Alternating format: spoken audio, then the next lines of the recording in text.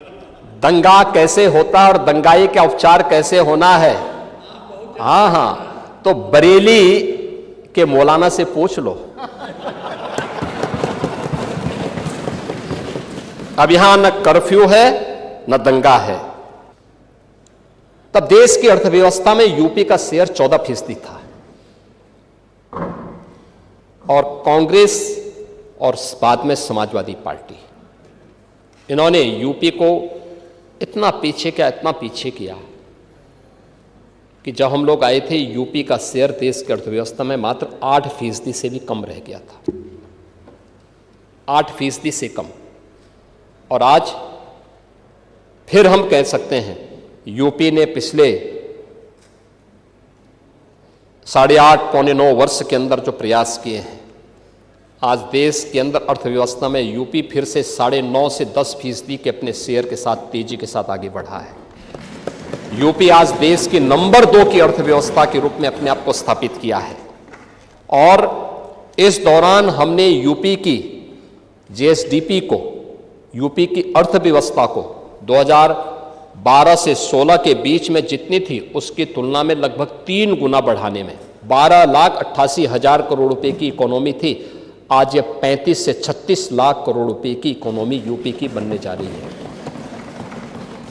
Per capita income UP की 43,000 से बढ़कर के 1,20,000 हो रही है। ये आज नया यूपी है। सीडी रेशो यानी जितना पैसा यूपी का नागरिक यूपी के बैंकों में जमा करता था उतना पैसा यहां खर्च नहीं हो पाता था। यहां के लोगों को उसको कर्ज के रूप में या निवेश के रूप में और पैसा नहीं मिलता था। मुश्किल से 4400 पैसा जमा करता था तो 44 पैसा उसको मिलता था, शेष नहीं मिलता था। और आज मुझे प्रसन्नता है 62 से 65% पैसा यूपी के अंदर लग रहा है। इसको 70% तक पहुंचाने के एक बड़े लक्ष्य को लेकर के आज सरकार आगे बढ़ी है। और अब मैं कह सकता, ये चीजें तब हुई हैं जब सरकार ने सुरक्षा का वातावरण दिया, अच्छा इंफ्रास्ट्रक्चर दिया। और ये चीजें तब हुई जब पिछले 8 पौने 9 वर्ष में कोई नया टैक्स नहीं लगाया। कन्ना जी अपनी फाइल लेके हमेशा बैठे रहते हैं कि वैट की दर थोड़ा बढ़ा दी जाए। मैं कहता हूं थोड़ा रुक जाइए, थोड़ा रुक जाइए।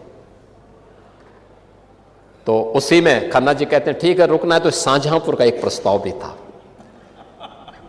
तो शाहजहांपुर के एक नए प्रस्ताव को स्वीकृत करा लेते हैं उसी में। लेकिन आप सोचिए ना, डीजल पेट्रोल पे इतना बड़ा राज्य, डीजल पेट्रोल सबसे सस्ता यूपी के अंदर, देश के अंदर है, सबसे सस्ता यूपी दे रहा है। पिछले 8 पौने 9 वर्ष के अंदर कोई किसी भी प्रकार का टैक्स हम लोगों ने नहीं लगाया। जीएसटी रिफॉर्म हुए थे, पब्लिक को लाभ मिला, लेकिन हमने कोई नया टैक्स नहीं लगाया।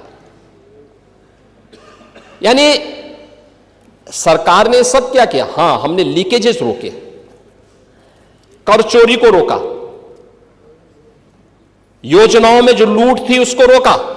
आप इंफ्रास्ट्रक्चर की बात करते हैं, बड़े बड़े दावे करते हैं, जेपीएनआईसी, गोमती रिवर फ्रंट, क्या सच्चाई है आपके जेपीएनआईसी की? 250 करोड़ रुपए का प्रोजेक्ट, 860 करोड़ रुपए खर्च हो गया और तब भी अधूरा।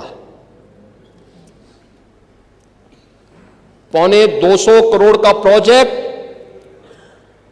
860 करोड़ खर्च हो गया और तब भी अधूरा। यह है इनकी सच्चाई। गोमती रिवर फ्रंट 167 करोड़ का प्रोजेक्ट, 1400 करोड़ खर्च हो गए और तब भी अधूरा। पूर्वांचल एक्सप्रेसवे,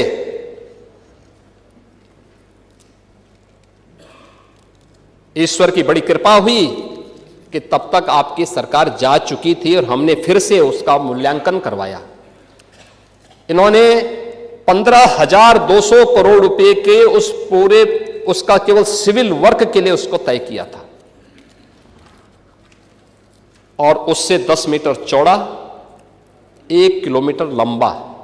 इन्होंने 340 किलोमीटर तय किया था। हमने थोड़ा सा उसके अलाइनमेंट को अलग से लेकर के 341 किलोमीटर लंबा बनाया, 120 मीटर चौड़ा किया और उसे जैसे 15,200 करोड़ रुपए में बना रहे थे, हम लोगों ने 11,800 करोड़ रुपए में वही एक्सप्रेसवे बना के दिखाया।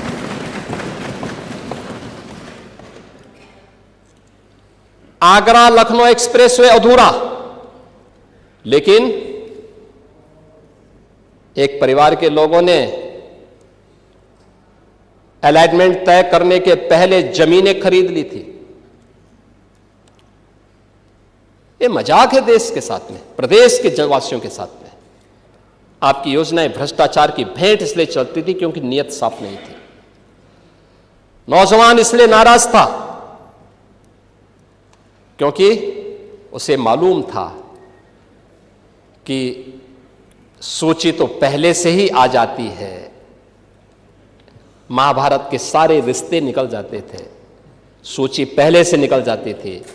नौजवान ठगा का ठगा रह जाता था, उसको कुछ भी नहीं मिलता था। अन्नदाता किसान परेशान, योजनाओं का लाभ तो नहीं मिलता था। क्या होता था? उसके ट्यूबवेल की मोटर ही चोरी हो जाती थी।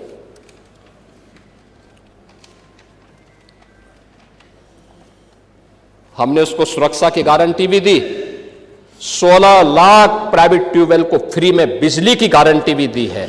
और यूपी पहला राज्य है जो अपने अन्नदाता किसानों को सर्वाधिक बिजली की आपूर्ति करता है, सर्वाधिक आपूर्ति करता है। हमारे पश्चिम के किसान आए थे, हमारे आरएलडी के सभी माननीय सदस्य हैं, बालियान जी हैं, ये सभी हमारे माननीय विधायकगण हैं।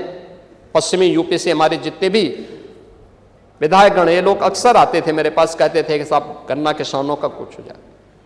हमने कहा चिंता मत करिए, यूपी 400 रुपया गन्ना मूल्य का भुगतान कर रहा है किसानों को, और 1 सप्ताह के अंदर गन्ना मूल्य का भुगतान। यानी कोई मान सकता है यूपी जैसे राज्य में अब तक,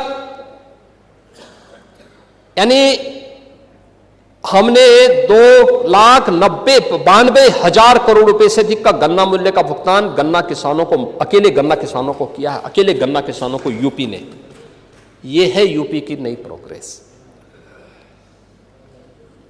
करने की इच्छा शक्ति होनी चाहिए, और सरकार ने यह काम जो भी किया है अपनी पारदर्शी व्यवस्था के माध्यम से किया है। आपके समय में थानों में भय पलता रहा, अपराधी और माफिया आपके खास रहे। यह बात आपकी सरकार के समय की कानून व्यवस्था से चरितार्थ होती रही है। लेकिन आज प्रदेश के अंदर कोई वो नहीं। देखो, बहुत स्थिति आपके समय में था कि यानी जाति के नाम पे बांटो, भाषा और क्षेत्र के नाम पे लड़ाओ, तुष्टीकरण को बढ़ाओ, अराजकता और वैमनस्यता पैदा करो। यही तो कर रहे थे। दंगे, जंगल राज, माफिया राज, 1 डिस्ट्रिक्ट 1 माफिया, गुंडा टैक्स, अवैध वसूली। अभी तो मैंने शुरुआत की, ये तो अभी शुरुआत है। सत्ता के संरक्षण में पैरेलल, नहीं 11 वर्ष नहीं, अभी तो आपको जो है 2047 तक इंतजार करना होगा। अभी 2000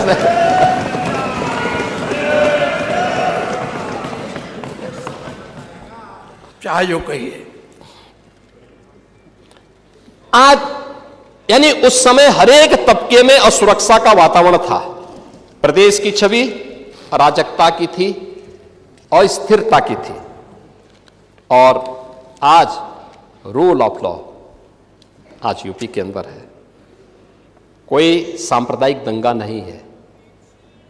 दंगाई, ओह, दंगा कैसे होता है और दंगाई का उपचार कैसे होना है, हाँ हाँ, तो बरेली के मौलाना से पूछ लो।